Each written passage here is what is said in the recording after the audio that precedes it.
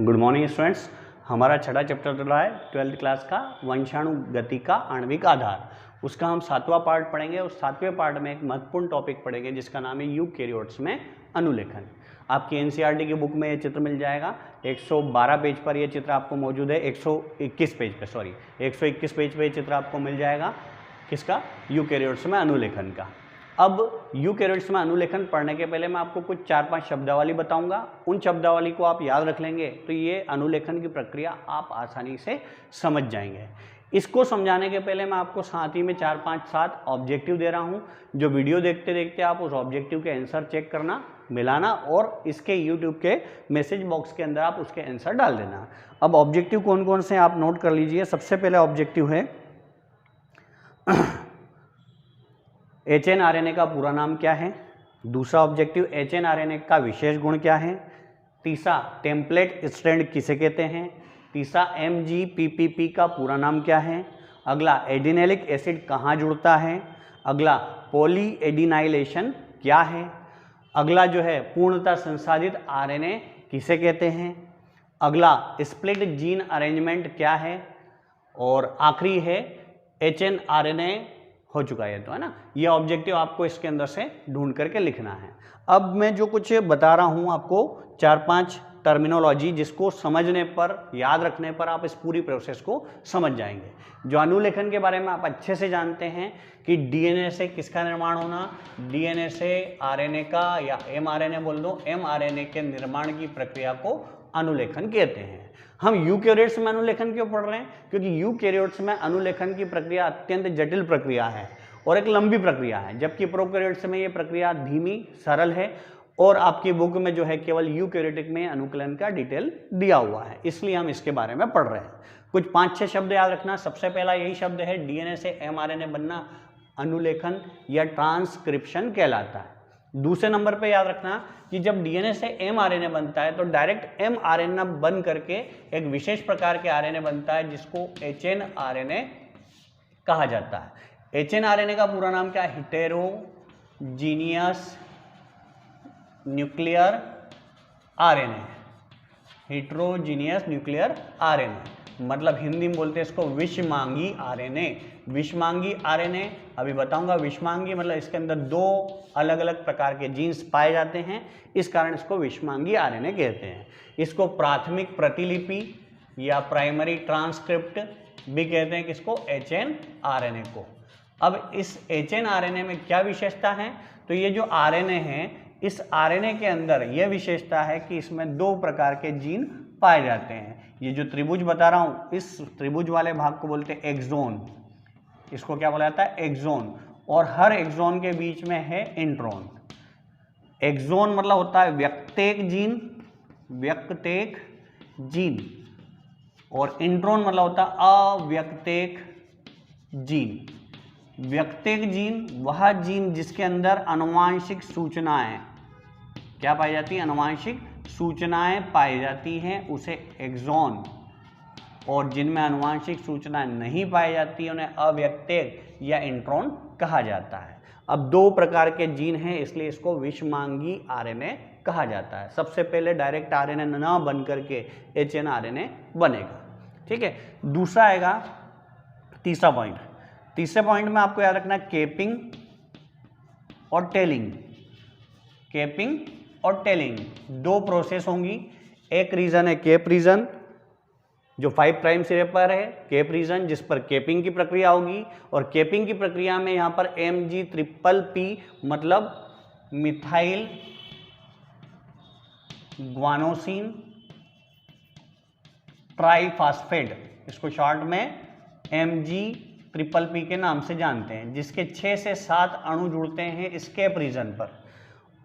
उस cap reason पर इस मिथाइल ग्वानोसिन ट्राइफॉस्फेट का जुड़ना केपिंग कहलाता है। ठीक है।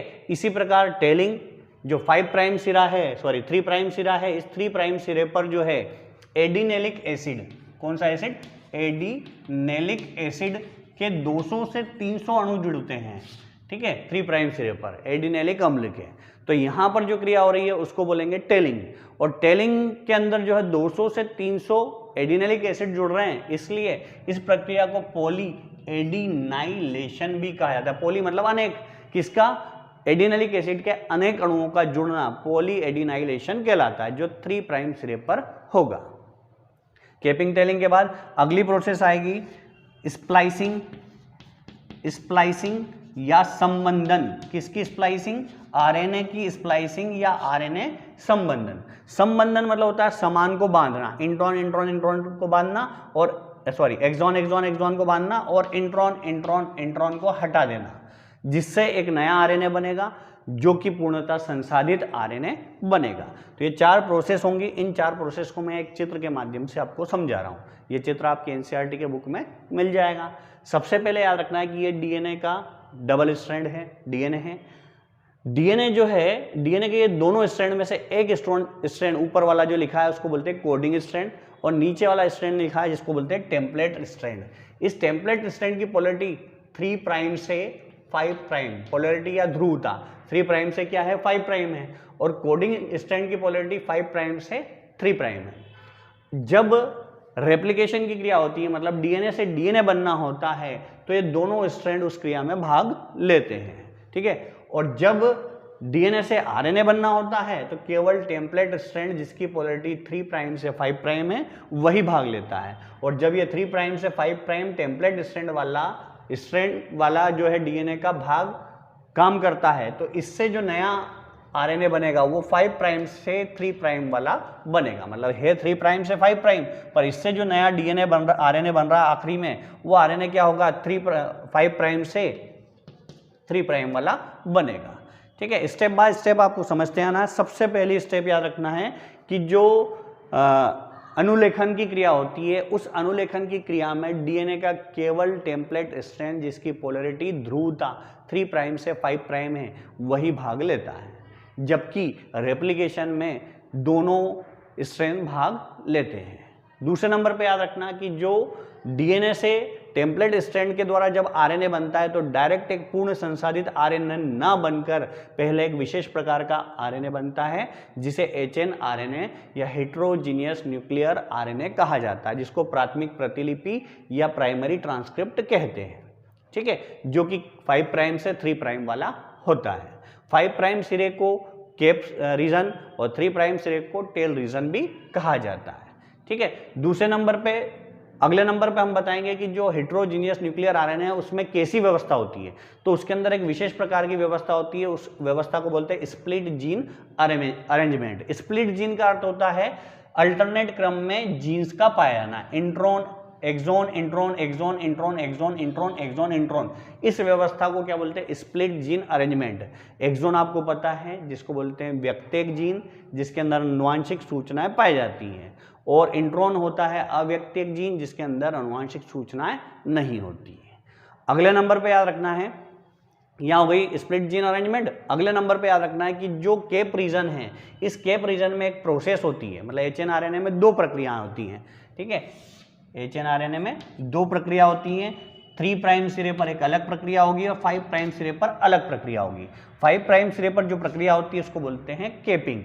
इस केपिंग की प्रक्रिया में यहाँ पर मिथाइल गुआनोसिन ट्राइफॉस्फेट MgPPP बोला जाता है के 5 से 6 से 7 अणु इसके यहाँ पर जुड़ते हैं। तो 5 प्राइम सिरे पर होती है केपिंग, जिसमें MgPPP के 6 से 7 अणु जुड़ते हैं। MgPPP का यह पूरा नाम मिल रहा है आपको।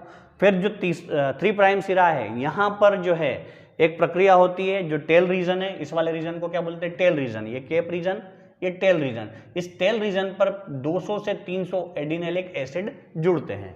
इन एडिनेलिक एसिड के अणुओं का जुड़ना पॉली एडिनाइलेशन कहलाता है, ठीक है। दोनों जगह पर अलग अलग प्रक्रिया हो गई। और याद रखना कि जो एचएनआरएनए में इस इंट्रॉन का पाया जाना इस आरएनए का आद्य या प्रिमिटिव लक्षण है, प्राथमिक लक्षण है, आद्य लक्षण है, ठीक है। अब केपिंग और टेलिंग हो गई। केपिंग टेलिंग के बाद अगली प्रोसेस में क्या होगा स्प्लाइसिंग। स्प्लाइसिंग मतलब होता है संबंधन, किसका आरएनए। स्प्लाइसिंग मतलब आरएनए संबंधन की क्रिया होती है। और आरएनए संबंधन में जो इंट्रॉन वाला भाग है वो क्या हो जाएगा हट जाएगा, और जो समान एक्सॉन है वो सारे क्या हो जाएंगे साथ में आ जाएंगे। और जब एक्सॉन सारे साथ में हो जाएंगे तो एक नए प्रकार का आरएनए बनेगा। उस आरएनए में केवल एक्सॉन मतलब अनुवांशिक सूचनाएं ही मौजूद होंगी। ऐसे आरएनए को प्रोसेस्ड आरएनए या मैच्योर आरएनए या पूर्णतः संसाधित आरएनए कहा जाएगा, जिसके अंदर केवल और केवल कौन होगा, एक्सॉन होगा। स्टेप बाय स्टेप सारी चीजें आपको याद रखना। फिर से बता देता हूं मैं फटाफट। सबसे पहले स्टेप में बताना है कि डीएनए का जो टेम्पलेट स्ट्रैंड है वो 3 प्राइम से 5 प्राइम वाली पोलरिटी वाला है, जो कि अनुलेखन की क्रिया में भाग लेता है। दूसरे नंबर पे अनुलेखन में सबसे पहले जो आरएनए बनता है वो पूर्णतः संसाधित न बन करके एचएन आरएनए एक विशेष प्रकार का आरएनए बनता है, जिसको हेटेरोजीनियस न्यूक्लियर आरएनए कहा जाता है। तीसरे नंबर पे इस हेटेरोजीनियस न्यूक्लियर आरएनए के बारे में डिटेल बताएंगे कि इसके अंदर एक्सॉन इंट्रॉन जो है अल्टरनेट क्रम में पाए जाते हैं। ठीक है, जो इंट्रॉन का पाया जाना आद्य या प्रिमिटिव लक्षण है। अगले नंबर पे बताएंगे कि चौथे नंबर पे कि जो 5 प्राइम सिरे है, 5 प्राइम सिरे पर जो है कौन सी क्रिया होती है, केप रीजन पर केपिंग की प्रोसेस होती है, जिसमें मिथाइल गुआनोसिन ट्राइफॉस्फेट के 6 से 7 अणु जुड़ते हैं। और दूसरे वाले सिरे पर जिसको क्या बोला जाता है, टेल रीजन है। इस टेल रीजन पर एडिनेलिक एसिड के 200 से 300 अणु जुड़ते हैं, जिसको पॉली एडिनाइलेशन कहा जाता है। अगले नंबर पे अगली प्रोसेस में क्या होता है, आरएनए का स्प्लाइसिंग होगा। आरएनए स्प्लाइसिंग में क्या होगा कि जो इंट्रॉन है वो हट जाएंगे, केवल एक्सॉन ही शेष रह जाएगा। आखिरी नंबर पे जो एक्सॉन की उपस्थिति के कारण जो नया आरएनए बना है वो आरएनए पूर्णतः संसाधित आरएनए होगा, जिसके अंदर केवल आनुवांशिक सूचनाओं वाला एक्सॉन ही मौजूद होगा। इस संपूर्ण प्रक्रिया को क्या बोला जाता है, अनुलेखन कहा जाता है। प्रोकैरियोटिक और यूकैरियोटिक के अनुलेखन में बहुत अधिक अंतर होता है और दोनों के अंदर जो अनुलेखन की प्रक्रिया की स्पीड या समय जो है भिन्न भिन्न होता है। चूंकि यूकैरियोट्स पूर्ण विकसित जीव है तो इसमें अनुलेखन की प्रक्रिया में समय अधिक लगता है और ज़्यादा इंपॉर्टेंट प्रक्रिया किसके अंदर होती है, यूकैरियोट्स के अंदर ही होती है। अब यूकैरियोट्स में जब अनुलेखन होता है तो अनुलेखन में याद रखना कि यहाँ पर जो है वो 3 प्रकार के आरएनए बनेंगे। कितने प्रकार के, 3 प्रकार के, एमआरएनए, आरआरएनए और टीआरएनए। कितने आरएनए बनते हैं, 3 प्रकार के आरएनए का निर्माण होता है यूकैरियोट्स में। ये विशेष लक्षण है, यूकैरियोट्स में 3 प्रकार के आरएनए बनते हैं, पर प्रोकैरियोट्स में सिर्फ 1 प्रकार का ही एमआरएनए का निर्माण होता है। साथ ही मैं आपको बताता हूँ प्रोकैरियोट्स और यूकैरियोट्स के अनुलेखन में अंतर, कि दोनों के अनुलेखन में क्या अंतर है। ठीक है, प्रोकैरियोट्स के बारे में आप जानते हो जिनके अंदर केंद्रक जो है अल्प विकसित या अविकसित प्रकार का होता है, ऐसे जीवों को बोलते हैं प्रोकैरियोट्स। अब अल्प विकसित या अविकसित केंद्रक है तो उसके अंदर किस प्रकार अनुलेखन होगा ये देखना है। और यूकैरियोट्स में आप देख ही चुके हो अंतर। अब अंतर दोनों के बीच में है। सबसे पहला अंतर याद रखना कि प्रोकैरियोट्स में जो अनुलेखन की क्रिया होती है वो कोशिका द्रव्य के अंदर होती है। क्यों, क्योंकि इसके अंदर पूर्णतः विकसित क्या नहीं पाया जाता है, केंद्रक नहीं पाया जाता है। जबकि यूकैरियोट्स के अंदर अनुलेखन की क्रिया कहाँ होती है, केंद्रक के अंदर होती है। पहला अंतर, ठीक है, अंतर पूछ सकते हैं, इंपॉर्टेंट क्वेश्चन है। प्रोकैरियोटिक में अनुलेखन और यूकैरियोटिक में अनुलेखन में अंतर लिखिए। तो प्रोकैरियोटिक में अनुलेखन कोशिका द्रव्य में होता है, जबकि यूकैरियोटिक में अनुलेखन केंद्रक के अंदर होता है। दूसरा, जैसे ही अनुलेखन की क्रिया होती है और एमआरएनए बनता है तो एमआरएनए तुरंत क्या हो जाता है, सक्रिय हो जाता है, एक्टिव हो जाता है, क्योंकि एमआरएनए को काम कहाँ करना है, कोशिका द्रव्य के अंदर है। जबकि यूकैरियोट्स में पहले एमआरएनए कहाँ बनता है, केंद्रक में बनता है, फिर केंद्रक से कहाँ जाएगा, कोशिका द्रव्य में जाएगा और कोशिका द्रव्य में जाकर के सक्रिय हो जाएगा। तो इसका अर्थ है कि यूकैरियोटिक में जब एमआरएनए बनता है तो वो तुरंत सक्रिय ना होकर के पहले केंद्रक से कोशिका द्रव्य में जाता है और कोशिका द्रव्य में जाकर के वो क्या होता है, सक्रिय होता है। मतलब इन दोनों के सक्रियण में समय लगता है या अंतर होता है कि इसका तुरंत सक्रियण हो जाता है एमआरएनए का और ये एमआरएनए तुरंत सक्रिय नहीं होता है। इसमें जो प्रोकैरियोट्स में अनुलेखन होता है उसमें 1 प्रकार का ही आरएनए बनता है। कितने प्रकार का, 1 प्रकार का अभी बताया था मैंने। और इसमें 3 प्रकार के आरएनए का निर्माण होता है। ठीक है, यूकैरियोट्स में एक विशेष क्रिया हुई थी स्प्लाइसिंग, जिसको डिलीशन भी बोल सकते हैं या हिंदी में विलोपन भी बोलते हैं। तो यूकैरियोट्स में विलोपन की क्रिया होती है, जिसके फलस्वरूप जो है इंट्रॉन या अव्यक्तिक जीन जो है हट जाते हैं और व्यक्तिक जीन का संबंधन हो जाता है, और इसमें यह क्रिया नहीं होती है। ठीक है, इस प्रोकैरियोटिक में जो अनुलेखन होता है उस अनुलेखन में जो आरएनए होता है वो पॉलीसिस्ट्रॉनिक प्रकृति का होता है। पॉलीसिस्ट्रॉनिक प्रकृति का मतलब कि अनेक प्रोटीन बनाने की क्षमता वाला होता है। पॉली मतलब होता है अनेक, सिस्ट्रॉनिक मतलब प्रोटीन के अणुओं का निर्माण करना, और यहाँ पर जो बनता है वो मोनोसिस्ट्रॉनिक होता है, मतलब एक प्रोटीन को कोडित करने की क्षमता वाला होता है। तो ये 5 अंतर याद रखना है आपको, किसमें, प्रोकैरियोट्स और यूकैरियोट्स के अनुलेखन के अंदर। ठीक है, तो ये हमारा टॉपिक हुआ है कंप्लीट, अनुलेखन क्या है।